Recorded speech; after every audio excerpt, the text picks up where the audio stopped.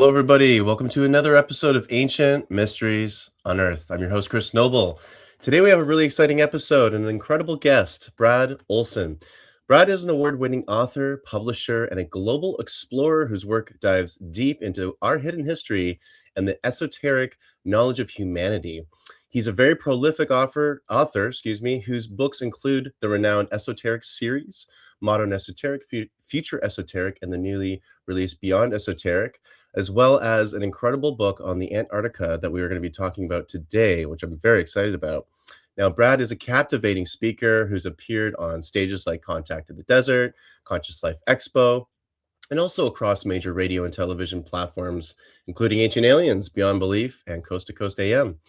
Having traveled to all 7 continents, including Antarctica, which we will talk about today, Brad continues his lifelong quest to uncover the forgotten truths of our past and the deeper mysteries of human civilization. So, without further ado, welcome to Ancient Mysteries Unearthed. Brad, how are you doing today? Hey, Chris, I'm doing great. Thanks for having me on the show. I'm looking forward to this conversation as well.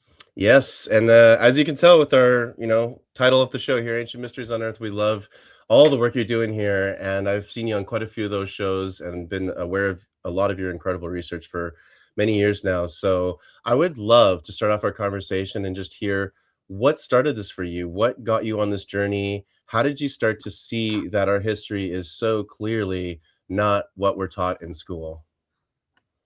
Oh, wow. Well, Yeah, I know it's a big one. I'll try to synthesize it. Thank you. I had the great opportunity of traveling around the world in the early 1990s, and that's when I spent several months in Asia, taught English in Japan, and self-financed my trip, and basically saw dozens of countries and how they live, and learn more about their history and the people and the culture. Greatest education anyone can get is to really go out and see these places. But all the while, I was attracted to the sacred places, the really interesting sites that tell a story.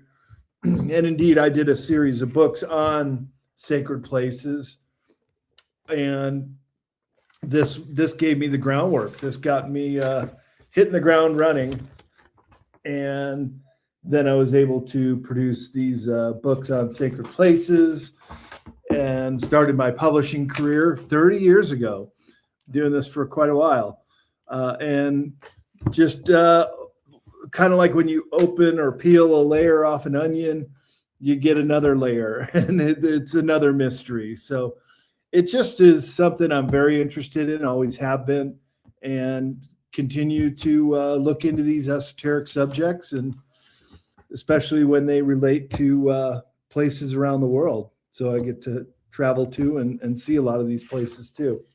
Yeah, and I agree with you. It's really about, when you get to these places, and I always tell people there's only so much you can get from watching these awesome documentaries and Right. YouTube videos and things like that. But when you're there in real life, it is such a different experience. And it begs those big questions as to like, well, how did they do these? How did they build these ancient structures? What were they really doing with them? How are they really living? How were we really living as a species? So with all those travels and all that, incredible adventure, Brad, what led you then to this direction now with Antarctica in particular? So it was 7 years ago, and I had a rent-controlled apartment in San Francisco, California, and an owner moved in, so I got a no-fault eviction. So when life gives you lemons, make some lemonade.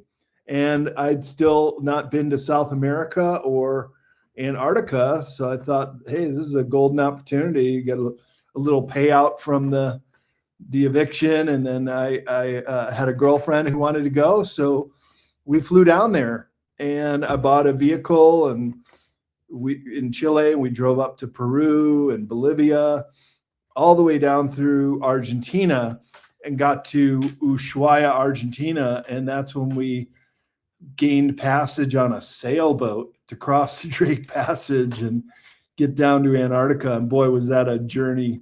Hardest trip I've ever been on, Chris, but I'll tell you, to see Antarctica, there's nothing quite like it. It really is like going to another planet.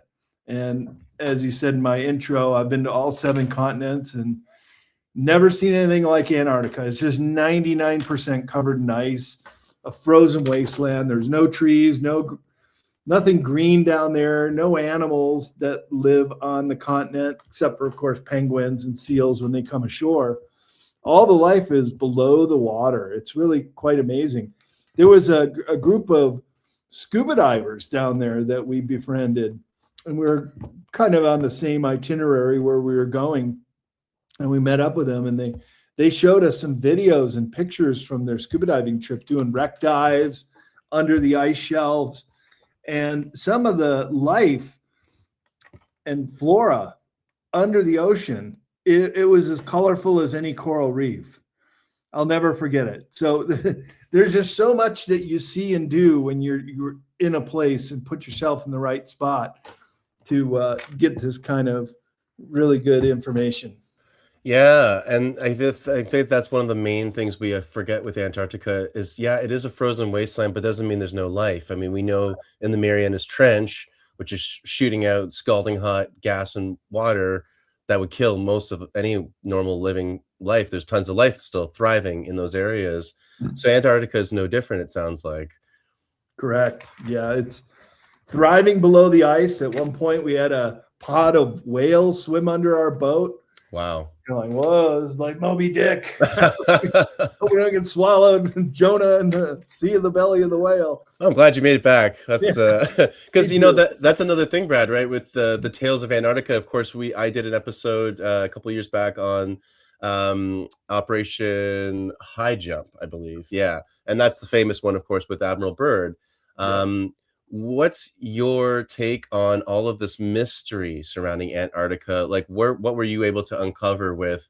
I mean, we hear about, of course, ancient civilizations that may have existed there, more modern day breakaway civilizations that may have gone there after World War II. There's a lot of really interesting mysteries around Antarctica. What were you discovering there? Oh boy, you know it. Well, put it all together in this book. Exactly. Of course, there's a chapter on Operation Highjump. That's a very, very important untold history of the ice continent that I chronicle. And Admiral Byrd, who's one of my personal heroes, one of the greatest aviators and explorers that ever lived. And a lot of people don't realize that he was a pilot. He did the very first flight to the South Pole. And this is a blow up of his route. Notice he goes out of his way about 100 miles once he gets to the South Pole. You think he'd get to the pole and do a fist bump. Hey, yeah, we made it. But indeed, he saw something out there, which made him go off that course a little ways. And it turns out that happens to be the exact location where there is a no-fly zone in the clean sector. So you can see here on the blow up map, he flew to that square, which is here. Then he does his route in the no-fly zone of all places. And this is where Brian S., who is a whistleblower for Linda Moulton Howe, said he saw the hole in the ice. Now, this is very important because you have the NSA that's down there. They have an unmarked building in McMurdo Station, and they're also in and out of the South Pole Station all the time, protecting some kind of core secret. And I think that is the hole in the ice. So they will not even grant you access to go overland. Although Prince Harry in 2016 or so, when all the elites were going down there, he did get access with some of his army buddies to go cross-country ski across the polar plateau for a week. Well, we're told there's nothing out there. It's just one big sheet of ice. So what were they going to see for a week? And why did Admiral Byrd continue to reference the land beyond the pole? He said that in the Longines Watch interview a year before he died. And I think it's a possibility that actually Byrd was a threat to the national security state and may have been hit with a heart attack gun, because less than a year after that Longines interview, where he said, young people want to go explore, they can go beyond the pole. There's a whole world to explore out there. Well, what do you mean? Because again, there is nothing but this sheet of ice. So I find that very intriguing, part of the untold history of the ice continent, that Admiral Byrd had a big part in exploring and understanding what's out there. Yeah, he really did. It's so interesting because, I mean, this is what we hear a lot about is his accounts. Another thing I heard that he was interviewed, I think it was his first interview after coming back from Operation Highjump, was with, I think, a South American journal, whatever, some newspaper, and he was saying that they encountered craft that could fly pole to pole within like 9 to 10 minutes. And I'm sure, again, the national security state might not enjoy that information being released. No, probably not. Probably not. Yeah, of course, that was in the El Mercurio newspaper, and I reprint it in Spanish and the English translation. And there were some people that say, well, what he was saying is that there would be a new enemy that could fly over the poles to attack America, but that's almost the same thing as saying a new enemy that can fly pole to pole at incredible speeds. Again, it's technology in 1947 that is still not acknowledged that we could fly pole to pole at incredible speeds today. Well, So yeah, Byrd, he was good friends with James Forrestal, and both of them wanted to release information about Roswell and all the shenanigans around all those UFO crashes. And I'm sure Byrd told James Forrestal everything he saw down there. And James Forrestal was known to be stalking up and down the corridors of the Pentagon in the months following, just like freaking out. There's Nazis down there and they got UFO craft and we're all screwed and we don't know how to get rid of them. And then he was admitted to Bethesda Naval Medical Hospital. Both of them were admirals in the Navy. Here's Byrd coming back, giving him a penguin, a stuffed penguin. And Forrestal, they can be said that James Forrestal was the first casualty of the UFO disclosure, because he did want transparency and to release all this information, as did Byrd. But they were dealing with an enemy that had far greater superiority with these craft that could fly pole to pole at incredible speeds. And I don't think it's any secret now that when the Capitol was overflown with UFOs in July 1952, that Admiral Byrd knew exactly who was flying those craft. So back in the day, everybody's like, oh, aliens, they're overflying, we can't do anything about it. Well, it was the Nazis, who prefer to be known as the Antarctica Germans after World War II. Nazis kind of a loaded term. But it's the Fourth Reich, started and continues to actually even have bases down there to this day. Stuart Swerdlow has just come out, and he knew some people that came from the New Berlin base, and they want to announce themselves. They just don't know how. And the fact that you'd be telling the world that the Fourth Reich is still in existence would, I would say, trigger a lot of people and world leaders. Yeah, a little bit, just a tiny bit, I think. Tiny bit. I heard that too, Brad. It's just, it blows my mind. The whole World War II. There was a lot that went down during that war.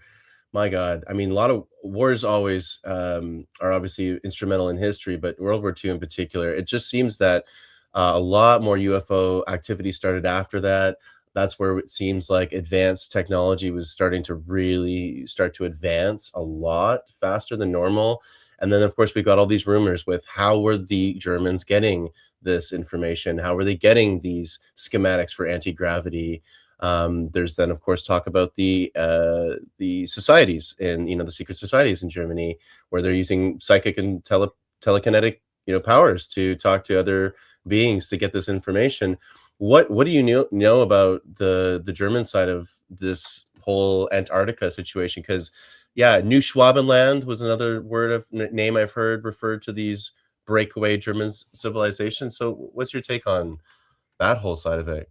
Oh gosh, that's the biggest chapter in the book are the Nazis in Antarctica. Oh, And it fantastic. really starts with the whole history of the Vril women, who after World War One, they were telepathically enabled to communicate with the Aldebaran star system.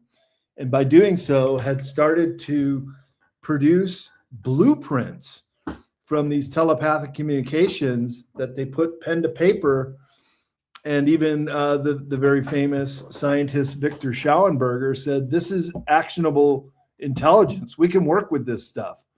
So the Nazis had been working on anti-gravity craft since the 1920s, really kicked it into high gear in the 1930s when they recovered a craft in the Black Forest region of Germany, and even more especially when a nearly intact UFO crashed in the Lombardy region of Italy. And Mussolini turned that over to the German scientists. So they had a huge head start. And so when the paperclip Nazis came to America after the war, it was Werner von Braun and then Hermann Oberth at his retirement party. Somebody asked him, how did Germany get so advanced so quickly? And he said, well, we had some help from our friends from above, and quite meaning from alien technology that they were able to backward engineer. So as the war was winding down, basically anybody in the upper command of Germany knew that they were going to lose by 1943 when the tides turned in the Soviet Union. And so they had about 2 years to get out their best technology, their best scientists, and a whole lot of other materiel and personnel, taking them down to the Antarctica bases, more than one. So there was Point 211, which was the first one they founded near the Schumacher Ponds. And then there was a whole science city called New Berlin base.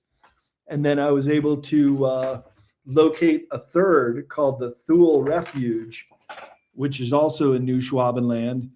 And these are all integrated into the rock of the continent and these underground bases, because the Germans were experts at creating these deep underground military bases. In fact, a lot of the paperclip scientists that came over here that built our network of DUMBs were Germans, and they were very, very good at this. And so this kind of all plays into this notion that the Germans just burrowed in to Antarctica in the New Schwabenland region. And when we tried to get them out with Operation Highjump, it was a complete failure. Couldn't get them out, couldn't capture the UFO craft, what Byrd was specifically ordered to retrieve. And these craft come up out of the water in the Battle of Highjump, and that's illustrated on the cover here. And it was a one-way route. Couldn't shoot down those UFOs. They had some kind of force field around them. And in a show of force, they took out one battleship called the USS Murdoch. And that was enough for Byrd and the high command to say, call off Highjump. 2 months into the 6-month expedition, they're on their way back to the US. And when they're refueling and resupplying in Chile, that's when Byrd gave that El Mercurio newspaper interview. Wow, this is so cool, Brad. And for our listening and watching audience, you got to check out The Secrets of Antarctica, this amazing book by Brad Olsen, because he's showing, for our listening audience in particular, he's showing us these great visuals that he's obviously painstakingly put together through this amazing research. Because, we hear a lot of myths and a lot of legends and a lot of stories about Antarctica, but it's really cool to see your maps, to see the schematics, to see the photographs and everything that you've compiled in this book, because it just it hammers home that yes, this actually did happen. There's some really crazy things that actually happened, And there's so much evidence to at least start asking the questions of, well, then what was really going on here? And we know the Antarctica Treaty is obviously so much more than just a little UNESCO, or not UNESCO, but a a world agreement amongst countries. It's obviously got way more complexity to it. What is your take then on, without giving too much away, because this people got to check out this book here, but what what do you think happened to these Germans then? So we've got World War II, Operation Highjump's long done now. The Germans, or these new Schwabenlanders on Antarctica, clearly have established a technological dominance, but they're not our overlords right now. So what happened, and why don't we know anything about that? Well, they kind of still are our technological overlords. You see, they lost the fighting forces of Germany in World War II. So the Wehrmacht, the Luftwaffe, and the Kriegsmarine all surrendered to the Allies. But who did not surrender was the Third Reich, the political force behind their government, as well as the SS, which was this secret commando force that basically dealt with a lot of this high technology. They all escaped, not only to Antarctica. We also have to point out that they did go to South America too. And on my trip down there 7 years ago, Chris, I took it upon myself to look into all of these locations that were highly Germanic in culture and technology. And I came to Bariloche, for example, in southern Patagonia, and also to La Falda near the city of Cordoba, which is in a mountain range that's totally separate from the Andes. It's a smaller mountain range in the middle of Argentina. And there are these German enclaves. And I tell you, I've been to Germany several times, and it was like going into a Bavarian city in Bariloche, and in La Falda, there's signs to go get your sauerkraut and Wiener Schnitzel. There was a joke in Argentina and Chile, because they pretty much exterminated all their Native American people. There's only about 1% left in both of those countries. And so and most of the immigrants were from Southern Europe. So the joke is, well, who are we as Argentinians? Well, we're Italians who speak Spanish and wish we were as rich as the Germans, because the Germans control all the money down there. And they bought up these huge land holdings. John Lear called them micronations. And he and I had some conversations before he passed. And I quote him in the book that they were able to get out of Europe with all this loot, with metric tons of gold, with priceless artifacts that have still yet to be recovered. And they invested into corporations. So the money man, Martin Bormann, who is tried in absence at Nuremberg and sentenced to death if they ever caught him, he keeps popping up all over South America. And he's financing all these businesses and running out of these micronations. And so South America plays probably a bigger role than Antarctica, because after a while, if you had an opportunity to leave, some of them would choose to go to South America. But to answer your question, there was a report about 2.5 years ago, and this came from Linda Moulton Howe and Michael Sala, who are my colleagues and were very instrumental in helping me with the research of this book. 2.5 years ago, all these German-speaking people showed up at the McMurdo station in the middle of winter and said, "Get us out of here." So something was happening. And so Gene Decode, he also goes into the taking out of the dumb bases, the underground bases. And indeed, that year, there were some 10 kilometers down, 5.5 on the Richter scale earthquakes, which Gene Decode says is a telltale sign that they're taking out some underground bases. So it could be that the Antarctica Germans got cut off from their, they have basically train tubes that can go Mach 2 speeds. And those earthquakes were right along the path where the train tube would go under the ocean to South America. And so perhaps some of these Antarctica Germans just needed to get out of there and took a cat track to McMurdo Station and asked to be evacuated off the continent.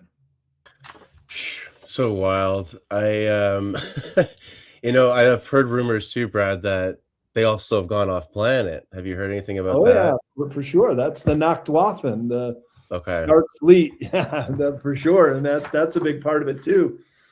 I just spoke at the Bases Conference in the UK a couple weeks ago, and Penny Bradley, who's one of the Nachtwaffen super soldiers, she spoke to the group via a Zoom call. But Drago Reed, who is also from the Nachtwaffen, he was there live, and he gave a really great presentation about his time with the Nachtwaffen. So that's kind of like our Solar Warden, but they're all German. And Chris, I'll tell you, if history were really to give us the truth, I'd say the Germans were the first on the moon and probably the first in Mars and in the solar system. Yeah. They were incredibly well advanced, so many decades ahead of the US. I mean, you're saying and I've heard this too. I watched a couple of programs on this too, where the anti-gravity thing's been starting so much earlier than any of us would ever imagine. While we were experimenting with flapping, planes, was the same time we were developing anti-gravity. It was just so crazy. So you think the Germans then have gone off planet? You said, did you say Mars? Because I've heard that one. As well as Mars, too. As well as Mars. They probably got to the moon before we ever did. What's your quick opinion on the moon, Brad? Well, it's up there, but it's very unusual because the one side always faces the Earth. So the dark side, not that it's pitch black out there, it's just dark to the Earth.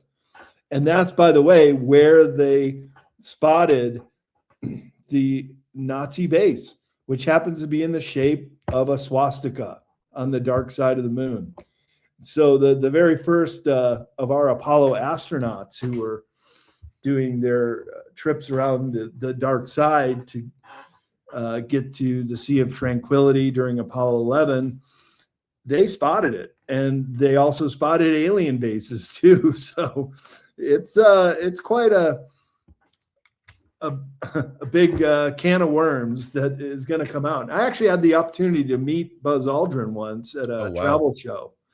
Yeah, and at the time I was super into UFO ET research, and I was kind of following him around after he came out of his booth. He was signing something, and he's walking around with his entourage, and all of a sudden he kind of looks up at me with these steely blue eyes. Here's this tall guy that's following me. I said, "Hey, Mr. Aldrin, really big fan, following the Apollo 11.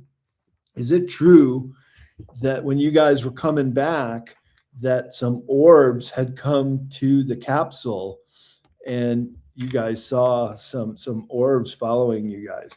And he didn't confirm nor deny, but he just gave me this look like, "How'd you know? And why are you bringing this up?" And so I kind of took that as a yes. But Buzz Aldrin goes down to Antarctica too in this 2016 timeframe, and he has to be medevaced out of there, which is not an easy task because he must have seen something, because he had this cryptic tweet that went out that said, "We have seen the face of evil and we're all in danger." And then shortly after that, he needs to be medevaced out of there. So something was going on with Buzz Aldrin, and it's interesting that he was also the second man to walk on the moon.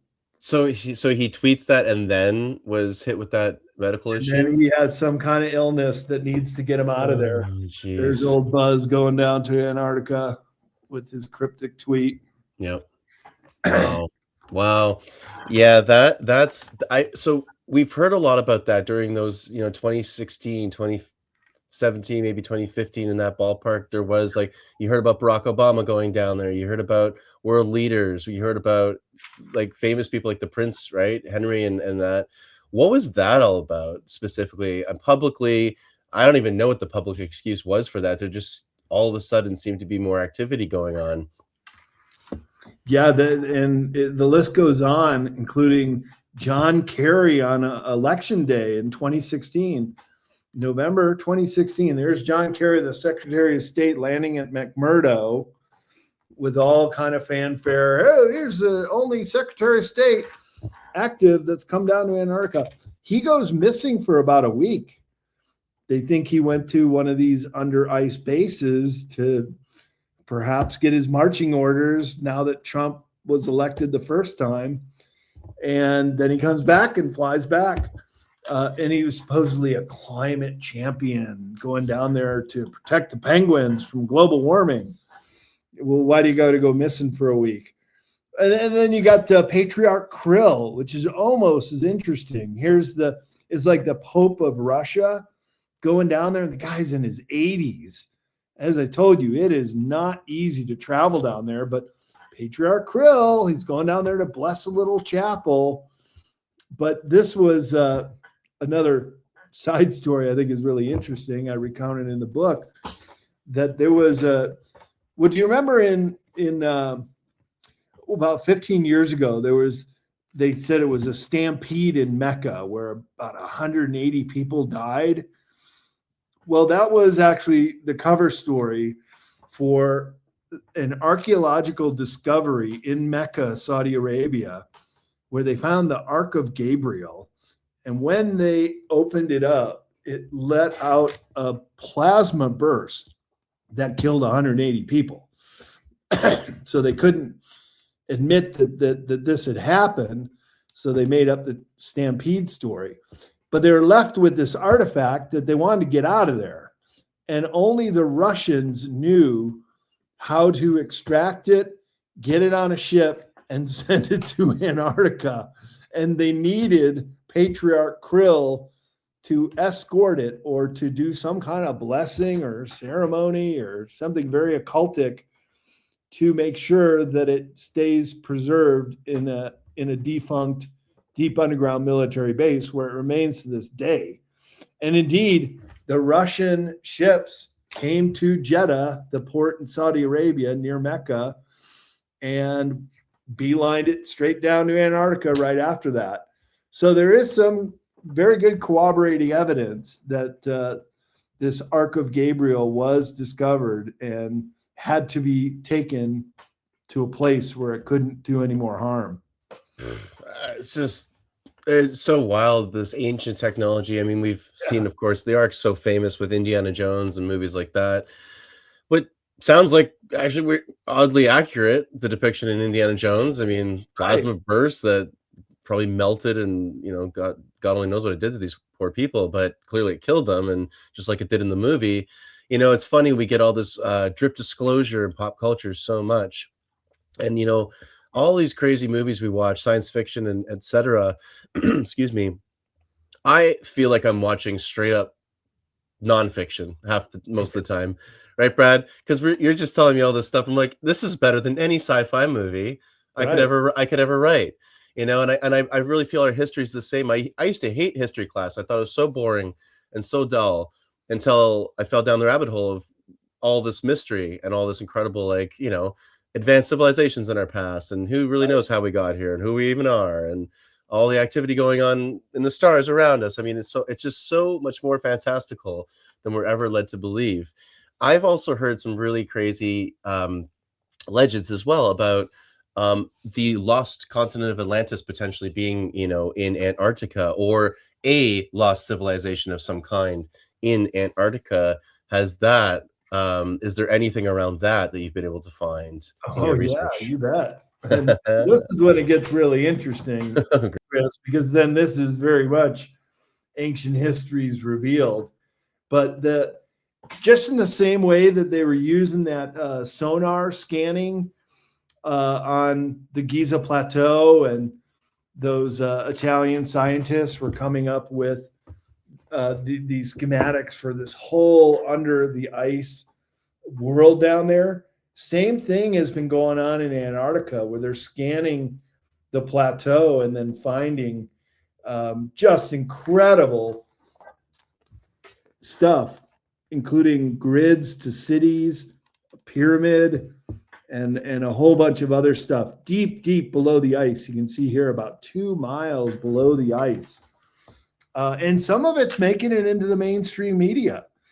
That the Sun from the UK picked up this story about 2 years ago, where they were finding the grids. And so when I was heading down there 7 years ago, I was talking to Dr. Michael Sala, and I said, well, I'm going to the Palmer Peninsula. What should I be on the lookout for? And he actually gave me some coordinates of some places that checked out, and I reproduced a lot of those images in the book, because it does appear that there on the western Antarctica Peninsula, there are, again, grid-like patterns that would only be seen in a city, and a whole bunch of other really weird stuff too, that even NASA revealed the traces of ancient human settlement under 2.3 kilometers of ice. And you can see how symmetrical some of those are. And Mother Nature does not create in perfect symmetry. Mother Nature does not create step pyramids. And here's some snowmobile tracks and what looks like a step pyramid from Mesoamerica in Antarctica. But also on Google Earth, they cover up places. So you can't always get a straight answer. For example, you would not be able to find that hole in the ice about 50 miles away from the South Pole Station, because they don't want you to see things. But then they release other places that appear to be some kind of ancient civilization down there. So to answer your question, yeah, there's a lot of good evidence that at least a portion of Atlantis, perhaps a far-flung colony or another city, was part of the western peninsula of Antarctica that moved down to its present location after the last pole shift. Yeah, because and I've heard things, Brad. This is so fascinating. I've heard also things about a map called the Piri Reis map. Oh yeah, and that shows Antarctica without ice. Right. Only like 500 years ago or so. It's I think it's maybe 1,000 years old at most, this map. Yeah. And so it's not that old, and it was clearly reproducing. Yeah, you got it right there. Yep. Exactly. And so what's your take on that exactly, right? So for our listening audience, Brad's showing us this really cool image of the Piri Reis map. We did an episode on it. It's really interesting. And like, so what's your take on that, Brad? Why are they depicting Antarctica with no ice? Well, it says on the liner notes of the Piri Reis map that it was drawn from source maps that go back to the time of Ptolemy, around 150 CE, current era, and also from maps that were sourced out of the Library of Alexandria in Egypt. So it appeared that the ancient mariners, or as Charles Hapgood called them, the maps of the ancient sea kings, which I have used as a title for this chapter, just going over all the maps that showed Antarctica centuries before it was even discovered. So it just goes to show they had knowledge of Antarctica long before it was first set eyes on. I think because Antarctica clearly wasn't always covered with ice. It was very habitable and likely was a massive landmass that housed many civilizations, I'm sure, over a long period of time. We're just seeing it now.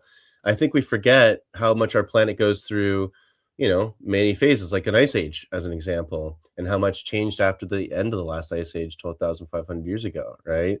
So we're seeing this version of our world now, but of course, not so long ago, Antarctica would have been very, very habitable, just like Egypt would have been a lush paradise, not a desert, you Good know? point. And you know what's so interesting about that, Chris, is on the Piri Reis map, they show animals down there living in Antarctica and being completely free of ice. My other colleague, Graham Hancock, I was on a panel with him, and we were discussing it at Contact in the Desert a couple of years ago. And he had that show called Ancient Apocalypse on Netflix, very controversial, but saying that the ancient navigators had knowledge of Antarctica free of ice. And so there's no way that this escaped the Ahnenerbe Society of Germany in the 1930s, who were traveling the world looking for artifacts or information about how they could be in touch with this underworld civilization called Agartha or Shambhala. And one of the great explorers in the 1930s was a guy named Ernst Schaefer. In fact, he was portrayed by Brad Pitt in the movie 7 Years in Tibet.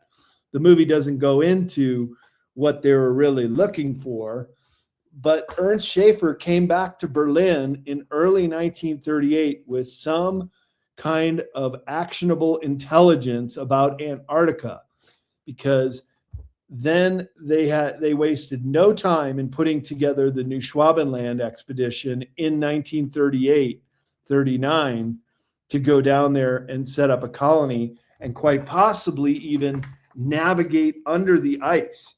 Because I've also got the U-boat instructions to the U-boat captions about how to get to the lighthouse of Agartha under the ice, including several different maps that show the routes down there and how the U-boat should dive under the ice, what direction they go. And you know how Germans are very exact with their measurements and calculations. If they say dive 53.2 meters, that's exactly what they mean. So we used this information and charted it under the ice. And it goes to within 100 miles of the South Pole. So the U-boat captains would have the ability to navigate under the ice almost to the South Pole where that giant hole is. And that giant hole was big enough for Admiral Byrd to figure he could fly his plane down into it, which he describes in his diary. And then Brian S., who witnessed it by flying over an emergency evacuation and defying the no-fly orders, he said that there were tracks that came out from the South Pole Station and got to the hole in the ice. And Brian S., I had a conversation with him a couple of months ago, one of Linda Moulton Howe's whistleblowers, and he said those tracks, which go over the no-go zone, you're not only no-fly zone, you're not allowed to travel through this area either in this clean air specter, which he said was just a cover story to protect the hole in the ice. And he said those tracks get to the hole and then they corkscrew down into the hole, which is several miles wide. But there's also a road access to go down there. So air, land, and sea, there are ways to get to this under ice civilization, which is over 2 miles under the ice on the polar plateau. Wow. So, who are they seeing? Like, are anyone still living in this area? Yeah, because I heard that too. So what's that all about? Yeah. And so the Admiral Byrd, he describes flying in there. So he does one of the first flights in Operation Highjump to return to the South Pole, which he discovers. And so he gets to the South Pole and then he goes down in his plane and was only allowed to bring one person, his radio man named Howie. This is the cover to his diary. A secret expedition and journey to a paradise inside the earth. Well, in this case, it really only needs to be under the polar plateau. it could be on the continental landmass of East Antarctica, which I should point out, Antarctica is the most volcanically active continent in the world. So 14 known active volcanoes and 93 geothermal vents, which create immense heat. So you would have the propensity to have these large under ice domes, and then naturally there would be chimneys across Antarctica. And I've discovered actually several different locations with these deep holes in the ice where the heat escapes. And so that's what the hole in the ice really is, how it was formed naturally. And down there, it could be a whole different world. In fact, with these scans, they're finding that there are whole ecosystems and whole landscapes under these domes in the ice with animals and megaflora and even megafauna that are unbeknown to science. It's all still in the state of being discovered. It's like a treasure trove for scientific discovery down there. It's incredible. Is there intelligent life living in there? So in Admiral Byrd's diary, he goes down there, they're flying in, and then all of a sudden he loses control of his plane. And he thinks, oh no, we're screwed. But he's not crashing or anything. And the movement of the pilot instruments are just on some kind of remote control. And then they lose connection with Little America. And that's the 3 hours of missing time, which is definitely documented in his flight. And the people in Little America, they thought, oh no, Byrd must have crashed. We lost contact with him for 3 hours, right when he gets back to the South Pole. But he's really down in the hole. And then over the radio comes these Germanic or Nordic voices that say, hello, Admiral Byrd, you are in good hands. We will be landing you in the domain very shortly. And they take control of the plane. From wingtip to wingtip come two UFOs with Nazi insignia on them. And they basically land like a helicopter, not like his plane would normally land. And then out come these two tall Germanic pilots with blonde hair and Germanic accent. And they say, the master would like your company and welcome to the domain of the Ariani. So I take it that they were the New Berlin-based Germans who were allowed to build their city down there.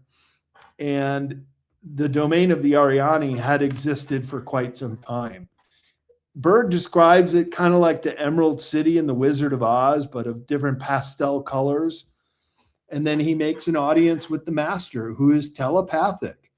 At one point, Byrd asks, well, why did you want to see me? And he says, well, you're very well regarded in the surface world. And Byrd thinks to himself, the surface world, where am I? And the master says, yes, the surface world. You're under in this inner realm. And so he read his mind telepathically and said, we want you to take a message back to the Pentagon that we're very concerned with the U.S. having just detonated an atomic bomb in White Sands. And then it was only a year and a half after Nagasaki and Hiroshima. And the master said, we don't want you playing around with these nuclear bombs anymore. Take a message back that we'd appreciate you stopping these programs, which I'm sure Byrd did, but he didn't believe that they would be dangerous. He didn't believe the reports of weaponized UFOs. So when he flies back out and the pilots escort him out, and the last thing they say is Auf Wiedersehen, goodbye in German. And he flies back out of the hole, and then they reconnect with Little America after 3 hours. And when he gets back, the last survivor of Highjump, a guy named Robert Johnson, who just did some interviews a couple years ago before he passed, he said that Byrd came back visibly shaken, didn't talk about what happened, and wouldn't even register a flight log from that trip. But as a admiral, he still had his orders to follow through with Operation Highjump, which they did. And then a couple weeks later, the Battle of Highjump occurred, where weaponized UFO craft, anti-gravity craft, came up out of the water and out of holes in the ice and basically sent the Highjump expedition back to where they came from. Wow. And there's the trilogy starting movie rights for this whole epic journey. I mean, it's just got such a massive epic adventureness to it. I mean, it's just such a massive part of our history and current history that most of us are completely unaware of, that this is all happening and all has happened. And as you've been talking, Brad, I'm almost getting a sense that there's way more complexity going on with regards to these Germans, because my mind is Nazis, not great, obviously. World domination, just pretty well negative connotation with them and what they're all about. These Germans that were interacting with Admiral Byrd sound a little different. Maybe they're not. I don't know. But I know they attacked the fleet, but they're technically the US were on maybe their land. So right. What's your sense of the New Schwabenland, these Germans that relocated to Antarctica and beyond? Are they still nefarious? Is there still negative intent with them in general, or is it more complex than that now? Well, they became an intelligence gathering force, and they escaped with all their high-tech machinery, the best UFO craft.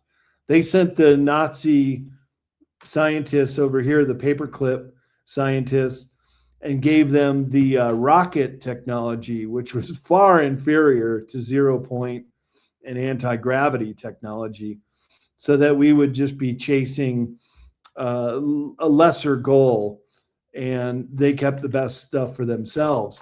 When I was in South America, we got close to one of these large micronations near La Falda, and there's a famous mountain there that's known for UFO sightings. And so my girlfriend and I were like, hey, let's do a night watch. We just slept in the car and tried to stay up as late as we could. We didn't see anything. But in the Lonely Planet book, it says all these stories about UFOs coming out of the mountain, about burn marks, about abducted people. And even in the town, there's pictures of aliens on the different stores and UFOs and stuff. So it's like, wow, this is kind of like the Area 51 of Argentina. So I get back to America, and I'm telling this story to my friend David Hatcher Childress, who's one of the stars of Ancient Aliens. He says, Brad, those weren't aliens. Those were Nazis. This is one of their underground bases there where they kept some of their craft, and they were flying around. He said, do you really think UFOs, alien UFOs, would leave burn marks or show exhaust or have rivets on the side of the UFOs? I'm like, no, you're right. They probably are those Nazi UFOs. So they were well advanced by decades, farther than anything we can do. And that's why they sued for a treaty after Highjump. So in 1952, July 52, they fly over the most sensitive airspace in the world, right over the top of the Pentagon and the White House and the Capitol building. And according to Dan Cooper, one of Laura Eisenhower's whistleblowers, that Truman was still president. This is right before Eisenhower came in. And they said, look, we got this technology and you guys aren't even close. So we don't want you to come back to Highjump and have another invasion force. Why don't we just strike a truce? And they did. And so then years later, you get the Antarctica Treaty. Well, before then, I think that the Pentagon did want to strike back. And there was the upper atmosphere nuclear bomb testing called Operation Argus, which is still classified to this day, as well as Highjump. You can't get information from on the military about Highjump either. And so they may have tried to nuke the New Schwabenland colony to no avail. And then the very next year is the beginning of the Antarctica Treaty. And one of the first clauses is there shall be no nuclear testing, no nuclear bombs, no military on Antarctica. So I think this was the Antarctica Germans striking a pose and saying, look, just leave us alone. And there they got busy and basically did accomplish quite a bit, especially in aerospace with their Nachtwaffen secret space force, which, according to Richard Dolan, is a breakaway civilization, because they were a breakaway civilization in Antarctica, but then they also colonized moon colonies and Mars colonies as well. Man, I can't wait to the days where we get our disclosure and we can start talking about the history of our solar system, and because, Mars, we did an episode on Mars too, and it's very obvious through the work of Dr. John Brandenburg and other really great scientists that have shown this. The isotopes in the atmosphere of Mars are a very clear smoking gun of nuclear bomb activity. And so the history of that planet, I mean, regardless if it's Germans or not, obviously that goes back millions of years, but either way, there's clearly activity. We see archaeology on Mars. Probably wasn't the Germans. That was probably well earlier too. So why is Mars the god of war too? It's just an interest, you know what I mean? So it's just so many interesting connections that are made here. Before we start to wrap things up, Brad, I would love your just a big topic, so just like kind of gloss over it here, but you touched on the secret space program. That's something that has been a massive interest of mine for a long time, because we've been talking about our hidden history on planet Earth, but there's also a hidden history of all this activity outside of planet Earth that seemed to have started since World War II. What's That's a big question. Maybe more specifically is, we've got what, two major breakaway parts of the secret space program. We've got a German part, and then we've got the US and the rest of the world. Is that kind of what you've surmised? Yeah, correct. And the US one is called Solar Warden. And this is what Gary McKinnon, who hacked into the Johnson Space Agency in about 20 years ago, and there were warrants out extradite him to the US for doing that. But he was looking at logs of officers off planet.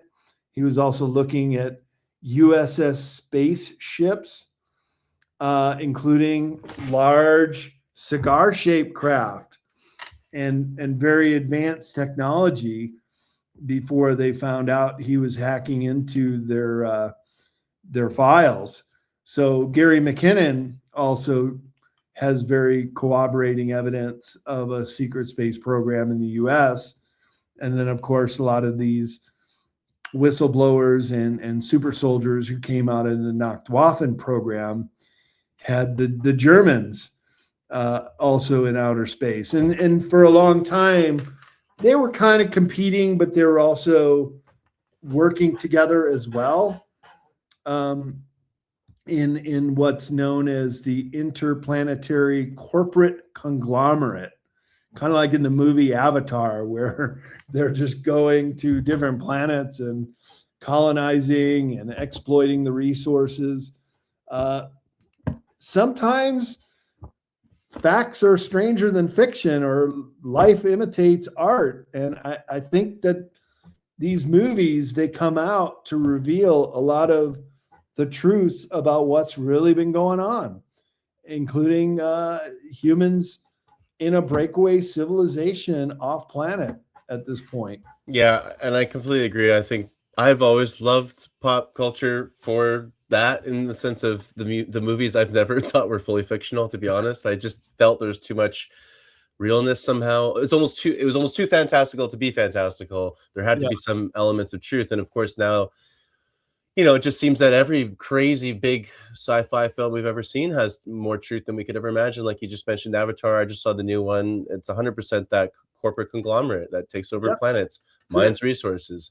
Sounds like the corporate model we have on this planet, for that matter. It sounds very like us, sadly.